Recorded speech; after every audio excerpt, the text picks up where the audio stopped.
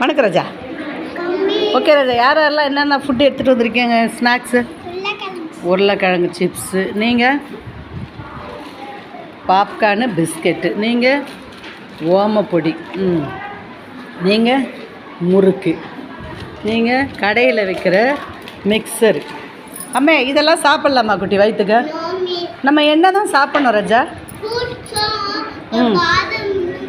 Fruits, vegetables, அப்புறம் பாதாம் பருப்பு, முந்திரி பருப்பு, திராட்சை, சரியா?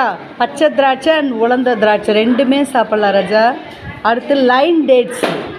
இதெல்லாம் ஏன்டானா நம்ம ஹெல்த்தியாக இருக்கிறதுக்காக தான் இந்த ஃப்ரூட்ஸ்லாம் சாப்பிட்ணும். இந்த மாதிரி சிப்ஸ்லாம் சாப்பிட்டா நம்ம குடல் தான் கெட்டு போகும்.